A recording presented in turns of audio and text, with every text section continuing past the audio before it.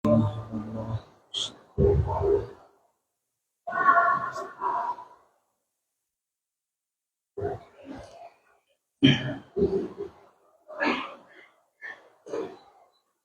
لله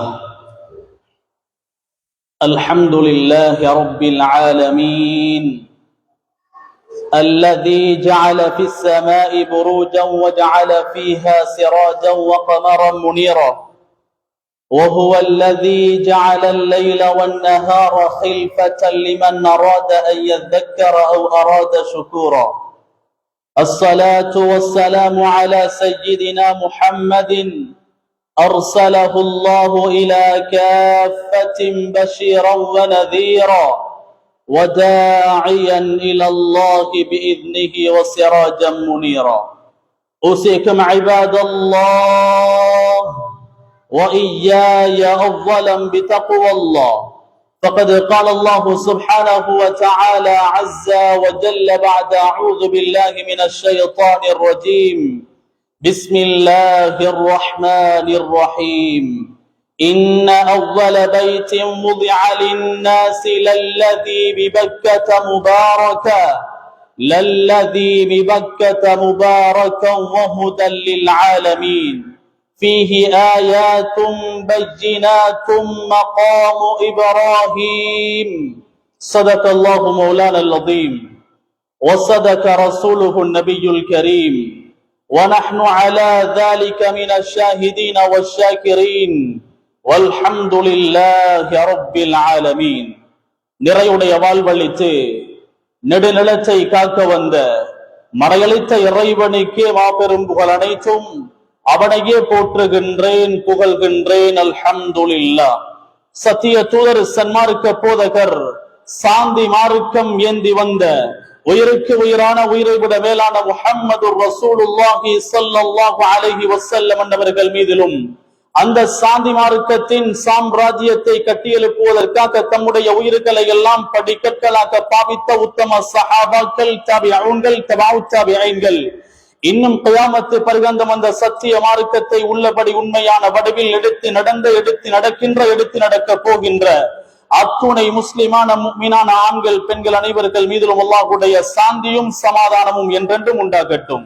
புனிதமிக்க ஜும்ஆவுடைய கடமை நிறைவேற்றுவதற்காக அல்லாஹ்வுடைய மாளிகையில் நேரக்காலத்தோடு இஅ்திகாஃபுடைய நிய்யத்தோடு நல்லதை கேட்போம், அதன்படி அமல் செய்வோம் என்ற எண்ணத்தோடு தேற்றத்தோடு சேவையோடு நிலத்தே வந்து உட்கார்ந்திருக்கும் அல்லாஹ்வுடைய நல்லடியார்களே, இஸ்லாமிய சகோதரிகளே, ரப்புல் இஸ்ஸத் சுப்ஹானஹு வ தஆலா நம்முடைய வாழ்க்கையில் அவையெல்லாம் எடுத்து நடக்கும்படியே விரும்புகின்றானோ அத்துணை விடயங்களை நம்முடைய வாழ்க்கையில் அவசரமாக தியாகம் செய்து எடுத்து நடந்து கொள்ளும்படியும், எவையெல்லாம் தடுத்து நிறுத்துங்கள், ஹராம் என்று எச்சரிக்கை செய்திருக்கிறானோ அத்துணை விடயங்களை நம்முடைய வாழ்க்கையில் முற்றுமுழுதாக தவிர்ந்து விலகி ஒதுங்கி நடந்து கொள்ளும்படி முதல் அடியேன் குடும்பத்தினர்கள், அப்பால் அடியார்களின் குடும்பத்த அனைவர்களுக்கும் தக்வாவை கொண்டு வஸியத் இன்னும் நசீஹத் செய்து கொள்கிறேன். இத்தகுல்லாஹ்.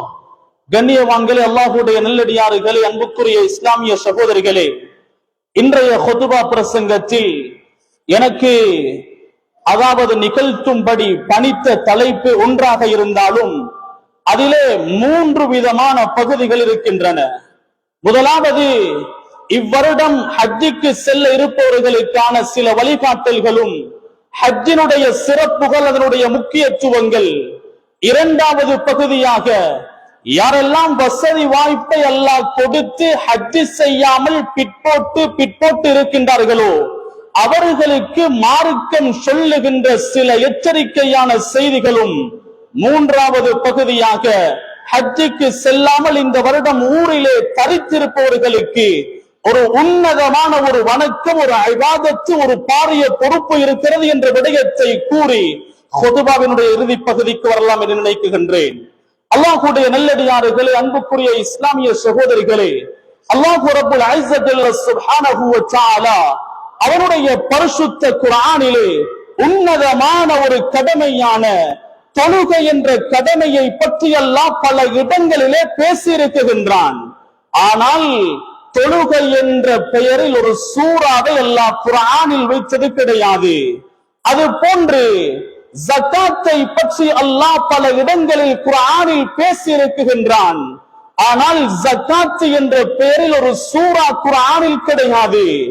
நோன்பை பற்றி அல்லாஹ் குர்ஆனில் பல இடங்களில் பல விதமாக பேசி இருக்கின்றான். ஆனால் நோன்பு என்ற பெயரில் ஒரு சூரா கிடையாது. ஆனால் அன்புக்குரிய அல்லாஹ்வுடைய நல்லடியார்களே, ஹஜ் என்ற பெயரில் அல்லாஹ் ஒரு சூராவையே குர்ஆனில் வைத்திருக்கின்றான், சூரத்துல் ஹஜ். ஏன் சகோதரர்களே, ஹஜ் என்ற பெயரில் ஒரு சூராவை அல்லாஹ் வைத்திருக்கின்றான்?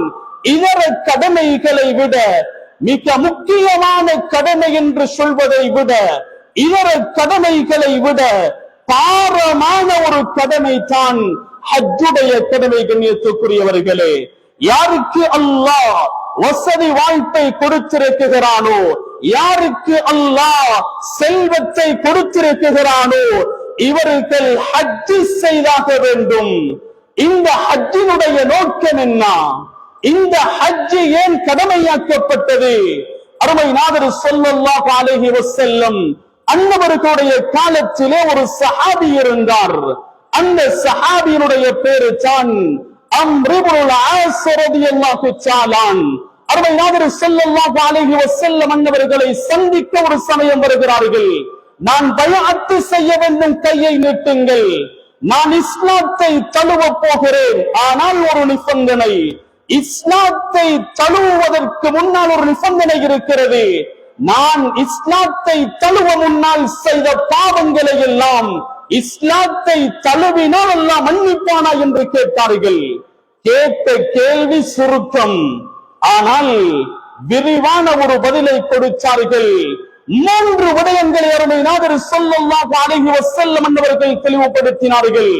ஒரு மனிதர் ஹிஜ்ரத் செய்து மக்காவில் இருந்து மதீனாவுக்கு ஹிஜ்ரத் செய்கிறார். அவருடைய அத்துணை விதமான பாவங்களையும் அல்லாஹ் மன்னிக்குகின்றான். ஒரு மனிதர் இஸ்லாத்தை தழுவுகிறார். இஸ்லாத்தை தழுவுவதற்கு முன்னால் செய்த அத்துணை பாவங்களையும் அல்லாஹ் மன்னித்து விடுகிறான். 3ஆவதாக சொன்னார்கள், ஒரு மனிதர் ஹஜ்ஜுக்கு செல்கின்றார். ஹஜ்ஜுக்கு சென்றால் முன்னைய செய்த அத்துணை பாவங்களையும் மன்னித்து அன்று பிறந்த பாலகனை போன்று அந்த மனிதனை எல்லாம் மாற்றி விடுகின்றான் என்று சொன்னார்கள். அருமை நாதர் ஸல்லல்லாஹு அலைஹி வஸல்லம் அவர்கள் சந்தோஷத்தோடு அம்ர் இப்னுல் ஆஸ் ரலியல்லாஹு தஆலா இஸ்லாத்தை ஏற்றுக்கொள்கிறார்கள். கண்ணியத்துக்குரியவர்களே, பாருங்கள், ஹஜ் என்ற கடமையை எங்கு கொண்டு போய் அருமை நாதர் ஸல்லல்லாஹு அலைஹி வஸல்லம் அவர்கள் நினைத்தார்கள். இஸ்லாத்துக்கு ஒரு மனிதர் வருவதாக இருந்தால் சாதாரணமான ஒரு விடயமா சகோதரர்களே? மக்காவில் இருந்து யாரெல்லாம் மதீனாவுக்கு ஹிஜ்ரத் செய்தார்களோ அவர்களுக்கு முஹாஜிரூன்கள் என்ற பட்டத்தை இஸ்லாம் வழங்கி இருக்கிறது, மார்க்கம் கொடுத்திருக்கிறது. சாதாரண பாக்கியமா சகோதரிகளே? அதோடு இணைத்து ஹஜ்ஜை சொன்னார்கள். கண்ணியத்துக்குரியவர்களே, ஹஜ் முடித்துவிட்டு ஒருவர் வருகிறாரா, அவருக்கு மக்கள் ஹாஜி என்பதாக சொல்லுகின்றோம். அவருக்கு ஹாஜி என்று மக்கள் அழைக்குகிறார்கள். வேறு எந்த ஒரு கடமையையும் நிறைவேற்றுவதனால் அந்த கடமையை நிறைவேற்றிய அடையாளம் கொடுப்பது கிடையாது. ஆனால் ஹஜ்ஜை முடித்து விட்டு வருகிறாரா, அவர் ஹாஜி என்று மக்கள் சொல்லுகிறார்கள், அவரை ஹாஜி என்று மக்கள் அழைக்குகிறார்கள். ஏன்? வித்தியாசமான ஒரு இபாதத், ஒரு பாரமான ஒரு இபாதத் சகோதரிகளே. அருமை நாதர் ஸல்லல்லாஹு அலைஹி வஸல்லம் அவர்கள் சொன்னார்கள், அல்லாஹ் இந்த ஹஜ்ஜை கடமையாக்குவதற்கு ஆக முக்கியமான காரணம் என்ன தெரியுமா? அந்த மனிதனை அன்று பிறந்த பாலகனை போன்று சுத்தப்படுத்தி பாவக்கரைகளை போக்கி அல்லாஹ் பரிசுத்தப்படுத்துகிறான் என்று சொன்னார்கள். அல் ஹஜ்ஜுல் மப்ரூர் லைஸ லஹு ஜஸாஉன் இல்லல் ஜன்னah. ஏற்றுக்கொள்ளப்பட்ட ஹஜ் ஒரு மனிதர் செய்கிறாரா, அவருக்கு கூலி என்ன தெரியுமா? சொர்க்கமே சொர்க்கம் தான். ஏற்றுக்கொள்ளப்பட்ட ஹஜ் செய்தால் அவருக்கு கூலி சொர்க்கமே சொர்க்கம் தான். ஆனால் அல்லாமா இப்னு அப்துல் பர் ரஹிமஹுல்லாஹ் அன்னவர்கள் சொல்லுகிறார்கள், ஒருவருடைய ஹஜ் ஏற்றுக்கொள்ளப்பட்ட ஹஜ்ஜாக இருக்க வேண்டும் என்றால், ஒருவருடைய ஹஜ்ஜுக்கு கபூலியத்து கிடைக்க வேண்டும் என்றால் ஹஜ்ஜுல் மப்ரூராக மாற வேண்டும் என்றால் அவர் என்ன செய்ய வேண்டும்? அந்த ஹஜ்ஜை பெருமைக்காக செய்யக்கூடாது, பேரு புகழுக்காக செய்யக்கூடாது, ஹாஜி என்ற பட்டத்தை மக்கள் சூட்ட வேண்டும் என்பதற்காக அதாவது செய்யக்கூடாது, தற்பெருமைக்காக ஹஜ் செய்யக்கூடாது. அவர் ஹஜ்ஜுக்கு சென்றால் நாவை பாதுகாக்க வேண்டும், அவருடைய உடம்பிலிருந்து பாவமான காரியங்கள் வெளியாக்காமல் இருப்பதற்கு பாதுகாத்துக் கொள்ள வேண்டும் அவரை. இன்னும் ஒரு விடயத்தை சொன்னார்கள் கண்ணியத்திற்குரியவர்களே, மிக முக்கியமான விடயம். ஒரு மனிதர் ஹஜ்ஜுக்கு செல்கிறாரா, அவருடைய பணம் ஹலாலானதாக இருக்க வேண்டும், அவருடைய சம்பாத்தியம் ஹலாலானதாக இருக்க வேண்டும். அந்த ஹஜ்ஜுக்கு செலவழிக்குகின்ற, அந்த ஹஜ்ஜுக்காக கட்டுகின்ற பணம் ஹலாலானதாக இருக்க வேண்டும். இப்பொழுது நாங்கள் யோசிப்போம், நாங்கள் எப்பொழுது ஹராமான வியாபாரம் செய்திருக்கிறோம்? எல்லோரும் கஷ்டப்பட்டுத்தான் ஹலாலான வியாபாரம் செய்கிறோம். ஒரு சில சிக்கலினால் அந்த வியாபாரம் கூட ஹராமாக மாறுகிறது. ஒரு பொருளை ஒரு மனிதர் 100 ரூபாய்க்கு விற்குகிறார், விற்பது பிரச்சனை கிடையாது. 80 ரூபாய்க்கு எடுத்த பொருள் 100 ரூபாய்க்கு விற்பதில் பிரச்சனை கிடையாது. நம்பிக்கை வர வேண்டும் என்பதற்காக 95 ரூபாய்க்கு தான் இந்த பொருளை எடுத்தேன், 5 ரூபாய் தான் லாபம் இருக்கிறது என்று சொல்லி விற்குகிறார், பொய்யை கலக்குகிறார். ஹராமான வியாபாரம் என்று மார்க்கம் சொல்லுகிறது. அந்த அளவுக்கு பேணுதல் காட்ட வேண்டும். ஹஜ்ஜுக்கு செலுத்துகின்ற பணம் 100க்கு 100% ஹலாலான பணமாக இருக்க வேண்டும். ஹராமான பணமாக இருந்தால் அந்த ஹஜ் ஏற்றுக்கொள்ளப்பட மாட்டாது. ஹஜ்ஜுக்கு செல்வதனுடைய பாக்கியம் என்ன? அவர் எங்கு செல்ல போகிறார்?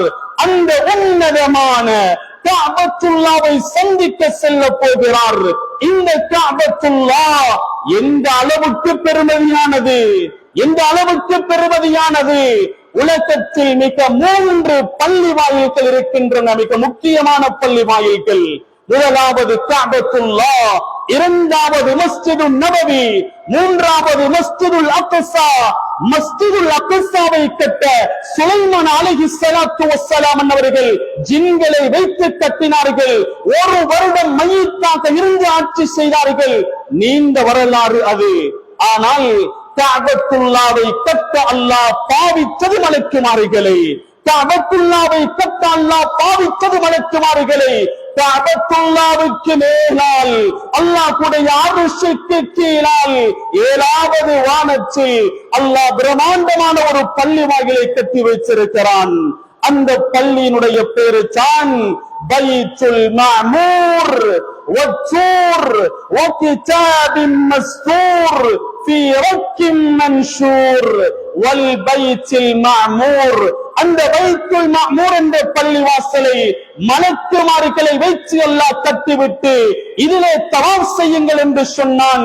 அருமை நாதர் ஸல்லல்லாஹு அலைஹி வஸல்லம் அவருடைய ஹதீஸை பார்க்கின்ற சந்தர்ப்பத்தில் தெரிய வருகிறது, ஒரு மலக்கு அந்த மஸ்ஜிதுக்குள்ளே சென்று ஒரு தடவை தான் தவாஃப் செய்ய முடியும், மீண்டும் தவாஃப் செய்யக்கூடிய சாத்தியம் அவருக்கு கிட்டாது, சந்தர்ப்பம் அவருக்கு கிட்டாது. அவ்வளவு மலக்குமார்கள் இருக்கிறார்கள். அதே போன்று அந்த பள்ளியினுடைய பிரம்மாண்டம் எவ்வளவு தெரியுமா? அருமை நாதர் ஸல்லல்லாஹு அலைஹி வஸல்லம் அவர்கள் சொன்னார்கள், ஒவ்வொரு நாளும் அந்த மஸ்ஜிதுக்குள்ளே பைத்துல் மஅமூர் என்ற பள்ளி வாயிலுக்குள்ளே 70,000 மலக்குமார்கள் சென்று கொண்டே இருக்கிறார்கள். கியாமத்து முட்டும் செல்வார்கள். சென்ற யாரும் இதுவரை திரும்பி வந்தது கிடையாது. அந்த அளவுக்கு பிரம்மாண்டமான பள்ளி வாயில் தான் பைத்துல் மஅமூர் என்ற பள்ளி வாயில். இப்பொழுது அல்லாஹ் சொன்னான், உலகத்திலே பைத்துல் மஅமூருக்கு கீழால் ஒரு பள்ளியை கட்டுங்கள். அந்த பள்ளி தான் கஅபத்துல்லா. ஆதம் அலைஹிஸ்ஸலாத்து வஸ்ஸலாம் அவர்கள் தவாஃப் செய்கின்ற சந்தர்ப்பத்தில் மலக்குகள் சொன்னார்கள், நீங்கள் இப்பொழுது தான் தவாஃப் செய்கிறீர்கள், நாங்கள் 2000 வருடமாயிட்டு தவாஃப் செய்து. அல்லாஹ்வுடைய நல்லடியார்களே, அன்புக்குரிய சகோதரர்களே, அந்த வீட்டிற்கு தான் அல்லாஹ் விருந்தாளியாக அழைக்குகின்றான். யாருக்கு வசதி வாய்ப்பை கொடுத்திருக்கிறானோ, அல்லாஹ் வசதி வாய்ப்பை தந்திருக்கிறானோ அவர்களை அல்லாஹ் விருந்தாளியாக அழைக்கிறான். அவர்கள் எல்லோரையும் பார்த்து அல்லாஹ் சொல்லுகிறான், என்னுடைய வீட்டிற்கு வந்து என்னுடைய விருந்தாளியாக மாறிக்கொள்ளுங்கள், என்னுடைய வீட்டிற்கு வந்து என்னுடைய விருந்தாளியாக மாறிக்கொள்ளுங்கள். அந்த பூமியில் கால் வைப்பதை விட பரக்கத்து வேறொன்றும் கிடையாது சகோதரிகளே. இன்ன அவ்வள பைத்தின் முபிஅ லின்னாஸ், ஆரம்பமாக கட்டப்பட்ட மஸ்ஜித் கஅபத்துல்லாஹ். கஅபத்துல்லாஹ் குர்ஆனிலே மக்கா என்ற பெயர் மக்காவுக்கு பாவிக்கப்பட்டிருக்கிறது.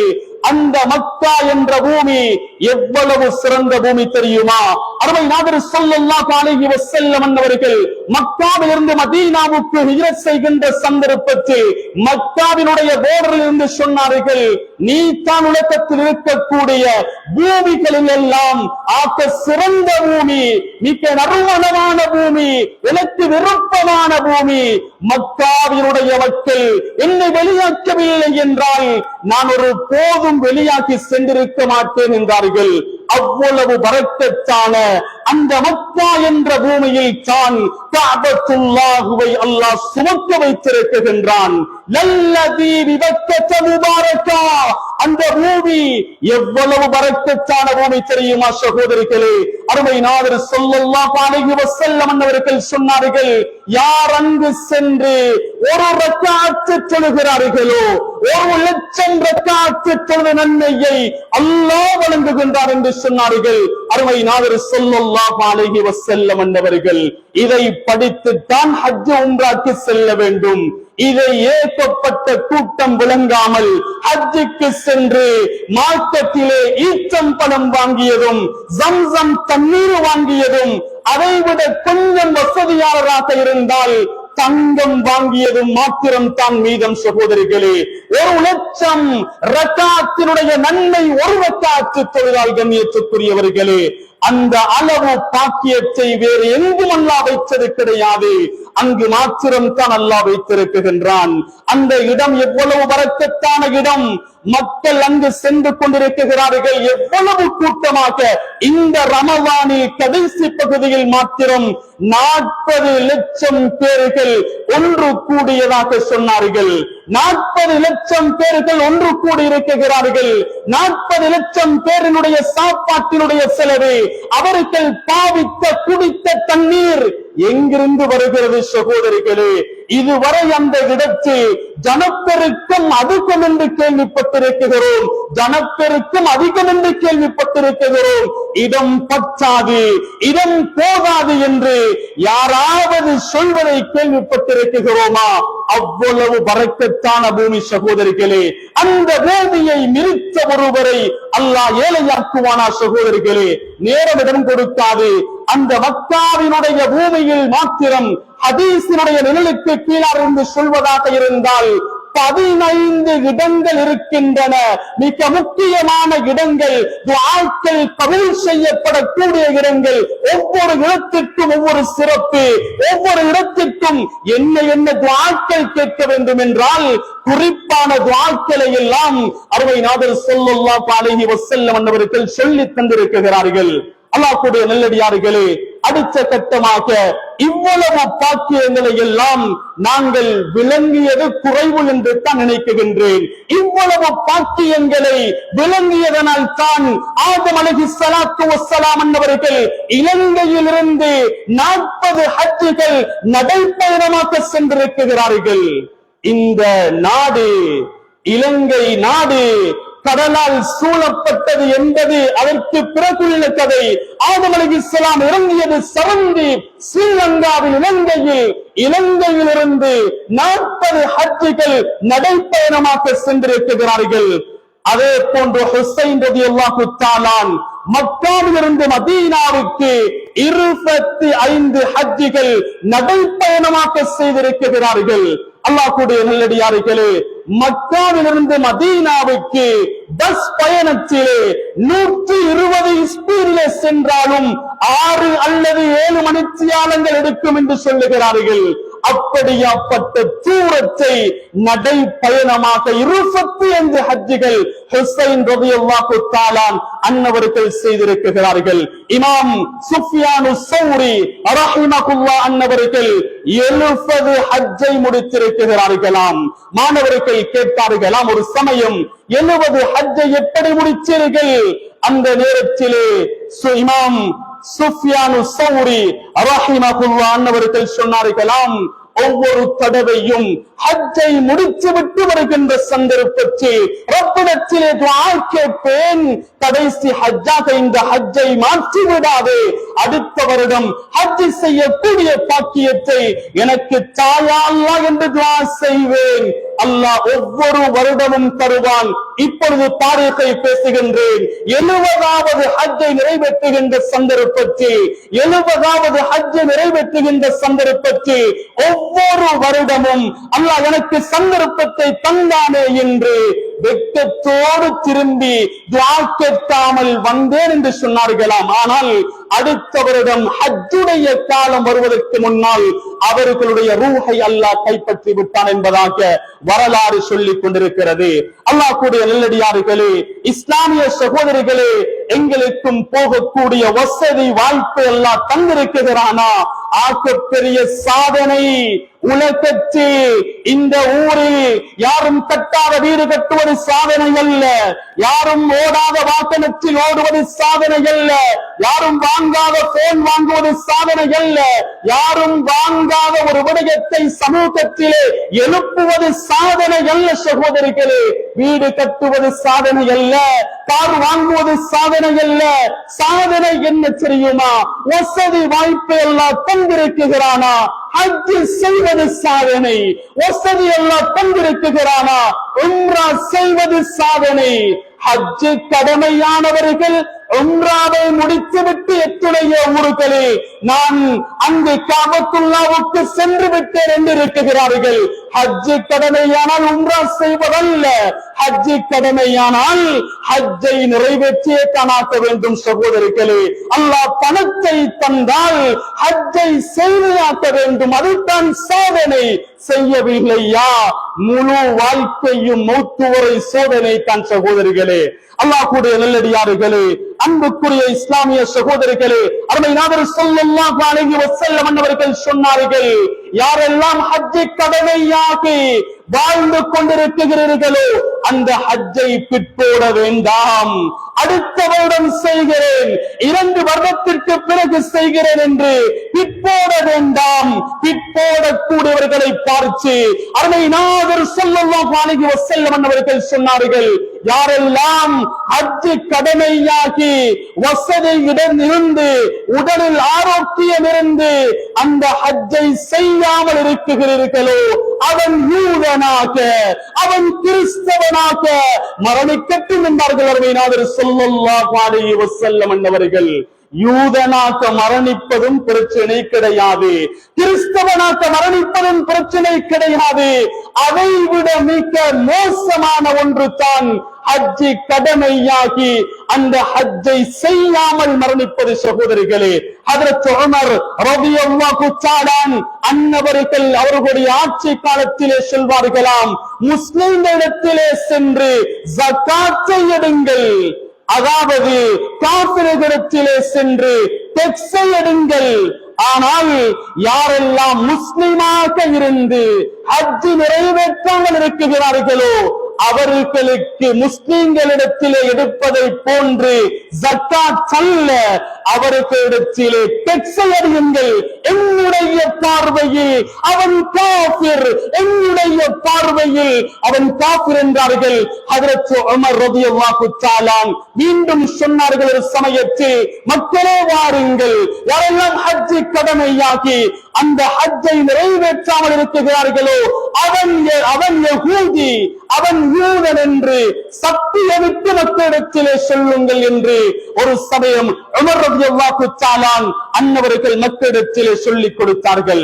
அல்லாஹ் கூடிய நல்லடியார்களே, அன்புக்குரிய இஸ்லாமிய சகோதரிகளே, வசதி வாய்ப்புகளை எல்லாம் தந்திருக்கிறானா?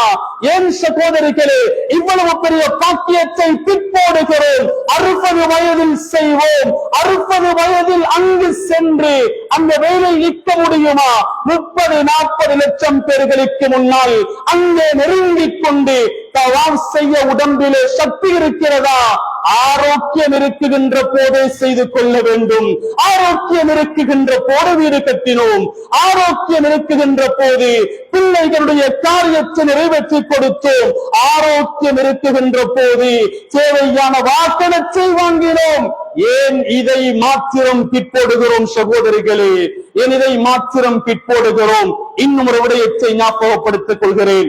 எத்தனையோ பெற்றோர்கள் இந்த உலகத்திலே, இந்த பூமியிலே, முஸ்லிம் கிராமங்களிலே கோடீஸ்வரர்களாக வாழ்ந்து அத்துடைய கடமையாகி நிறைவேற்றாமல் மரணித்து விட்டார்கள் சகோதரிகளே, நிறைவேற்றாமல் மரணித்து விட்டார்கள். பிள்ளைகள் யோசிக்க வேண்டும், என்னுடைய தந்தைக்கு அவரில் நிம்மதி வேண்டுமா? அந்த ஹஜ்ஜை நிறைவேற்ற வேண்டும். ஹஜ்ஜத்துல் விதாவில் வைத்து ஒரு சஹாபி கேட்டார், என்னுடைய தந்தை மரணித்து விட்டார், ஹஜ்ஜி கடமையாகி இருந்தது செய்யவில்லை, மரணித்து விட்டார், என்ன செய்வது என்று கேட்டார்கள். அருமை நாதர் ஸல்லல்லாஹு அலைஹி வஸல்லம் சொன்னார்கள், மக்கள் மரணித்தால் எப்படி கடமை நிறைவேற்ற வேண்டுமோ ஹஜ்ஜி கடமையாகி அந்த ஹஜ்ஜை செய்யாமல் மரணித்தால் அல்லாஹ்வுக்கு வைத்த கொள்ளு, அல்லாஹ்வுக்கு வைத்த கடன், அதை நிறைவேற்றியே தனாக்க வேண்டும். மகனுக்கு நிறைவேற்றலாம், ஆனால் மகன் தன்னுடைய ஹஜ்ஜை முடித்திருக்க வேண்டும். அப்படி வசதி இருந்தால் தன்னுடைய ஹஜ்ஜை நிறைவேற்றிவிட்டு தகப்பனுடைய ஹஜ்ஜை நிறைவேற்ற வேண்டும். வசதி இப்பொழுது இல்லை, தந்தை ஹஜ்ஜி கடமையான நிலையில் மரணித்து விட்டார், இப்பொழுது வசதி இல்லை என்றால் ஏற்கனவே ஹஜ்ஜி செய்த ஒருவருக்கு தான் பதில் ஹஜ்ஜை, ஒருவருக்கு பகரமாக இன்னொருவர் நிறைவேற்றுகின்ற ஹஜ்ஜை செய்ய முடியும் என்ற சட்டத்தையும் இந்த இடத்திலே ஞாபகப்படுத்திக் கொள்கின்றேன். அடுத்ததாக சிறுகள் கேட்கக்கூடிய கேள்விதான், சிறுகள் கேட்பார்கள், எப்பொழுது ஹஜ்ஜி கடமையாகும்? இது ஒரு நல்ல கேள்வி, சமூகத்திற்கு தெளிவுபடுத்த வேண்டிய கேள்வி. சஹாபாக்கள் கேட்டார்கள், எப்பொழுது ஹஜ்ஜி கடமையாகும்? அருமை நாதர் ஸல்லல்லாஹு அலைஹி வஸல்லம் அன்னவர்கள் சுருக்கமான பதிலை சொன்னார்கள், அஸ்ஸாத். அஸ்ஸாத் உலமாக்கள் சொல்லுகிறார்கள், ஜாத் என்றால் என்ன தெரியுமா?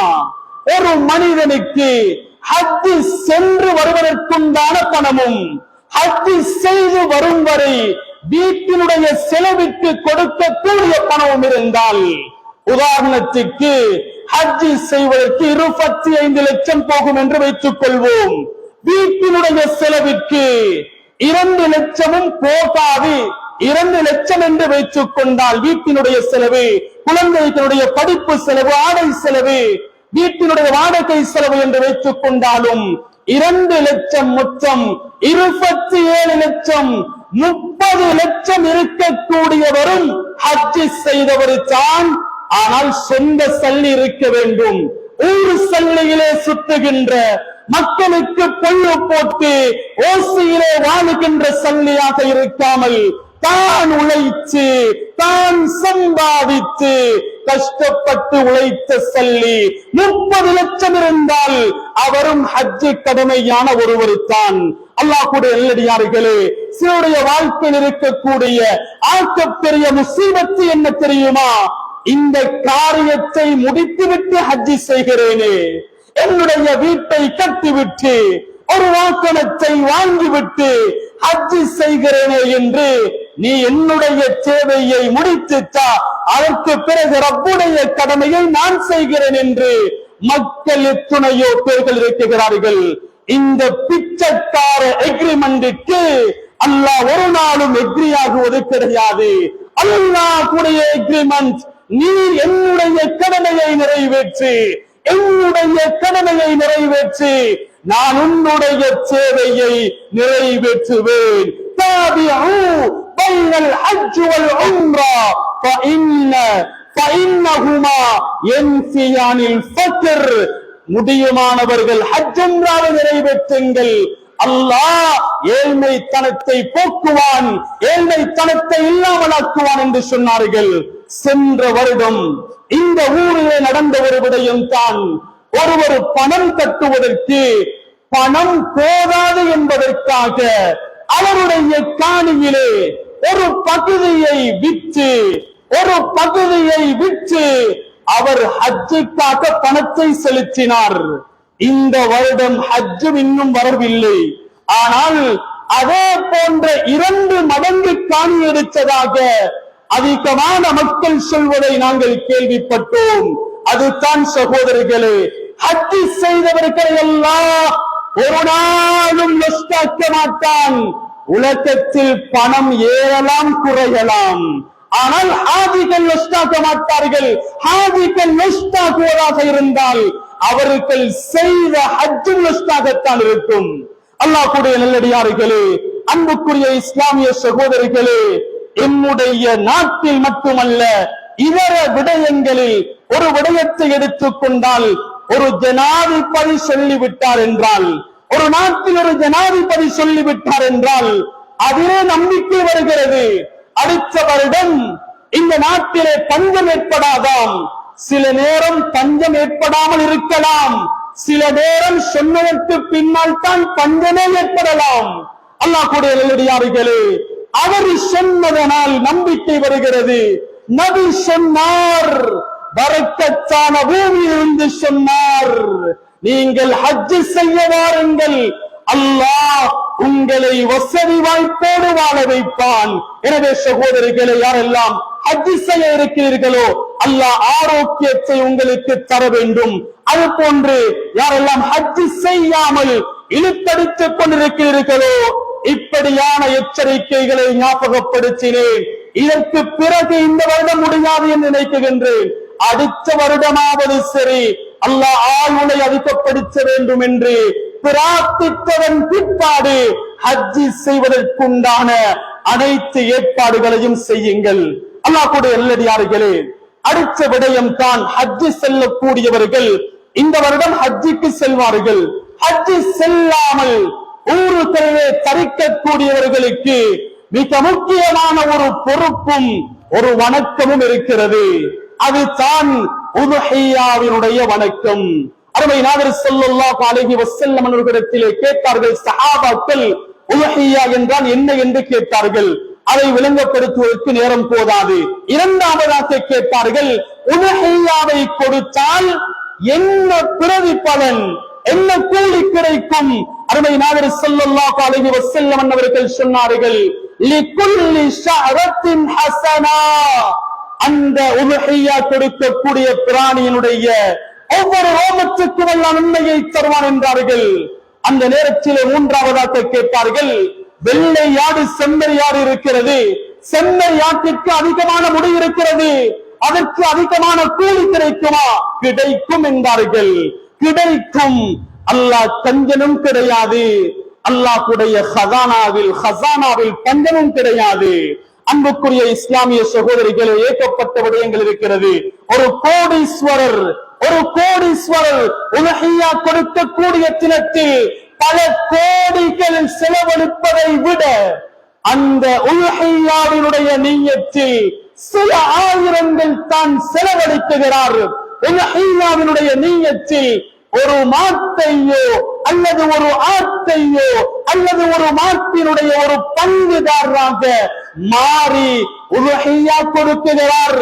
அந்த கோடி செலவழித்ததை விட அன்றைய தினத்தில் உதுஹிய்யாவினுடைய நிய்யத்தில் சில ஆயிரக்கணக்கு தான் உதுஹிய்யாவினுடைய நிய்யத்தில் கொடுப்பது ஆகச் சிறந்தது. சகோதரிகளே, பெருநாளுடைய தினத்தில் செலவழிக்கக்கூடிய ஆக பெரிய செலவழிப்பு அது உதுஹிய்யாவினுடைய நிய்யத்தில் கொடுக்கப்படக்கூடிய மாமிசம் தான். சகோதரிகளே, அதே போன்ற அருமை நாதர் ஸல்லல்லாஹு அலைஹி வஸல்லம் அன்னவர்களிடத்திலே சஹாபாக்களிடத்திலே சொன்னார்கள், சஹாபாக்களே, உதுஹிய்யா கொடுக்கக்கூடிய பிராணியினுடைய உடம்பில் இருக்கின்ற அனைத்து ரோமங்கள், அதே போன்று இரத்தங்கள், அதே போன்று சதை, அதே போன்று கொம்புகள் கியாமத்துடைய நாளையில் உங்களுக்கு முன்னால் நன்மையாக உருவெடுக்கும் என்றார்கள் அருமை நாதர் ஸல்லல்லாஹு அலைஹி வஸல்லம். இந்த ஒரு ஹதீஸே போதும் என்று நினைக்கின்றேன். கடைசியாக யாருக்கு உதஹியா கொடுப்பது, அதாவது உதஹியா யாருக்கு கொடுப்பது பொறுப்பாக இருக்கிறது. அருமை நாதர் ஸல்லல்லாஹு அலைஹி வஸல்லம் அவர்கள் சொன்னார்கள், மன் வஜத ஸஅத்தன், மன் வஜத ஸஅத்தன், யாருக்கு வசதி வாய்ப்பு இருக்கிறதோ. வசதி வாய்ப்பு என்றால் உலகத்திலே நாம் பார்க்கின்ற வசதி வாய்ப்பு அல்ல. ஒரு கார் இருக்கிறது, அல்லது ஐபோன் இருக்கிறது, அல்லது மாடி வீடு கட்டி இருக்கிறார், அல்லது பேர் போன ஒரு பணக்காரர், அவருக்கு மாத்திரமல்ல உதுஹியா கொடுப்பது பொறுப்பு. உதுஹியாவுக்கு தகுதியானவர் ஸஅத்தன் என்றால் என்ன தெரியுமா? உதுஹியாவினுடைய கொடுக்கக்கூடிய அந்த பெருநாளுடைய தினத்தில், அதே போன்று அதை தொடர்ந்து வரக்கூடிய ஐயாமு தஷ்ரீக்குடைய 3 தினங்களில் எனக்கும் எனக்கு கீழால் வாழக்கூடிய அந்த மக்களுக்கும் செலவழிக்கக்கூடிய, அதாவது உணவு, ஆடை, இருப்பிடத்திற்கு செலவழிக்கக்கூடிய பணம், இது அனைத்தும் போக மீதமான பணம் ஒரு ஆட்டை எடுத்து கொடுப்பதற்கு இருக்கிறது, ஒரு மாட்டை எடுத்து கொடுப்பதற்கு இருக்கிறது, அல்லது ஒரு மாட்டில் பங்குதாரராக ஆக்குவதற்கு இருக்கிறது என்றால் அவரும் உதஹியா கொடுக்கக்கூடியவர் தான். பெருநாளுடைய தினத்தில், அதை தொடர்ந்து வருகின்ற ஐயாமு தஷ்ரீக்குடைய 3 தினங்களிலும் என்னுடைய செலவு, எனக்கு கீழால் இருப்பவர்களுடைய அந்த செலவு, உணவினுடைய செலவு, ஆடையினுடைய செலவு, இருப்பிடத்தினுடைய செலவு, இது அனைத்தும் போக மீதமான பணம் உதுஹியாவினுடைய ஆடு கொடுக்க மாடு கொடுக்க ஒரு பங்குதாரராக ஆக இருக்கும் என்றால் அவரும் உதுஹியா கொடுக்கக்கூடிய ஒருவர் தான். ஒரு மாடு கொடுக்க முடியும், அவர் பங்குதாரியாக மாறுகிறார், அவர் பங்குதாரியாக மாறுகிறார். 2 பேர்கள் சேர்ந்து ஒரு மாடு கொடுக்க முடியும், அவரும் 7 பேரில் இணைந்து கொள்கிறார்.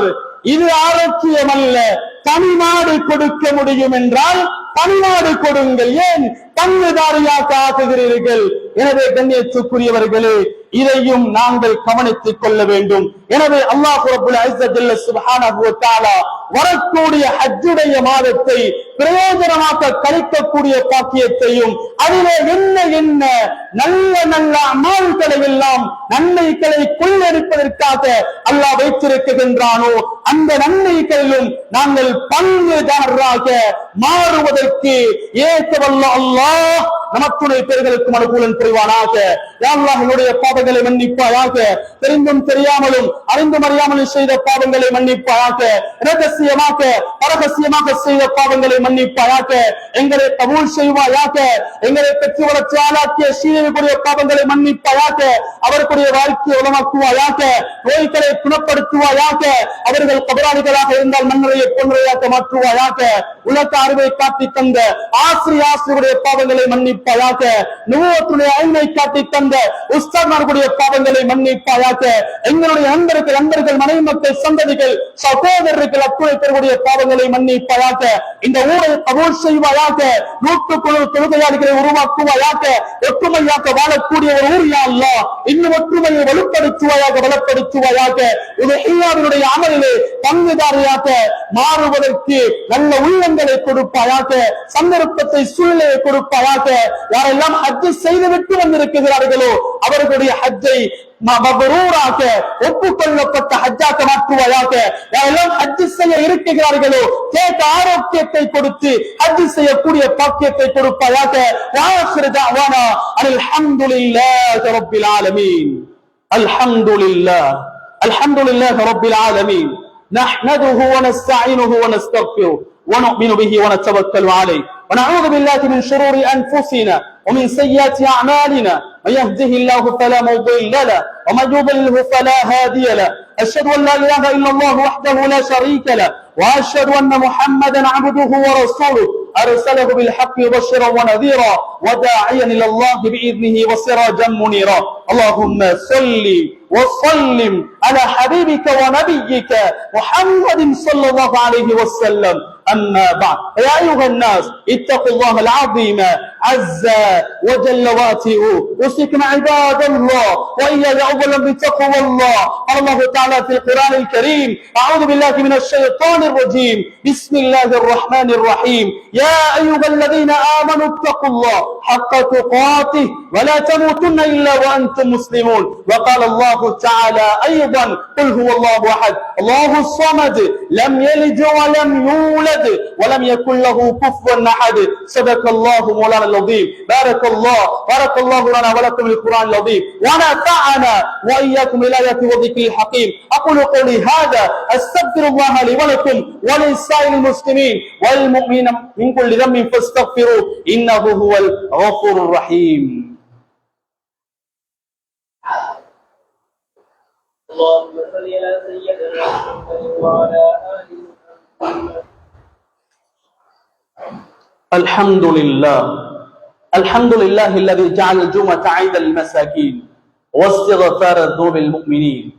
أشهد أن لا إله إلا الله وحده لا شريك له وأشهد أن محمدا عبده ورسوله صلى الله عليه وعلى آله وصحبه وسلم. أما بعد، يا عباد الله، إني أوصيكم وإياي أولا بتقوى الله. يا أيها الناس ثبتوا قلوبكم بالطاعات وصلوا على سيدنا محمد وآله وصحبه أجمعين. قال الله تعالى: إن الله وملائكته يصلون على النبي يا أيها الذين آمنوا صلوا عليه وسلموا تسليما. اللهم صل على سيدنا محمد وعلى آل سيدنا محمد وبارك وسلم عليه وصل على جميع الأنبياء والمرسلين وعلى ملائكتك المقربين وعلى عبادك الصالحين وعلى أهل طاعتك عليهم أجمعين، لا سيما على ساداتنا أبي بكر الصديق رضي الله تعالى وعمر بن الخطاب رضي الله تعالى وعثمان بن عفان رضي الله تعالى وعلي بن أبي طالب رضي الله تعالى وفاطمة الزهراء رضي الله عنها والحسن والحسين رضي الله عنهما والحمزة والعباس رضي الله عنهما وسائر الصحابة رضوان الله تعالى عنهم أجمعين. اللهم أعز الإسلام والمسلمين، اللهم أعز الإسلام والمسلمين وأذل الشرك والمشركين وانصرنا على القوم الكافرين. اللهم انصر من نصر دين سيدنا محمد صلى الله عليه وسلم وجعلنا منهم، واخذل من خذل دين سيدنا محمد صلى الله عليه وسلم ولا تجعلنا معهم. اللهم اغفر للمؤمنين والمؤمنات والمسلمين والمسلمات الأحياء منه والأموات إنك قريب مجيب الدعوات. اللهم أجرنا من النار، اللهم أجرنا من النار، اللهم أجرنا من النار. اللهم لا تشوي خلقنا بالنار ولا تجعلنا من حطب النار فإنها بئس الدار وبئس المثوى وبئس القرار. ربنا اغفر لنا ولإخوان الذين سبقونا بالإيمان ولا تجعل في قلوبنا غلا للذين آمنوا ربنا إنك رؤوف رحيم. ربنا هب لنا من أزواجنا وذرياتنا قرة أعين واجعلنا للمتقين إماما. ربنا رب ارحمهما كما ربياني صغيرا. عباد الله رحمكم الله، إن الله يأمركم بالعدل والإحسان وإيتاء ذي القربى وينهى عن الفحشاء والمنكر ولذكر الله تعالى أعلى وأولى وأعز وأجل وأهم وأتم وأكبر والله يعلم ما تصنعون.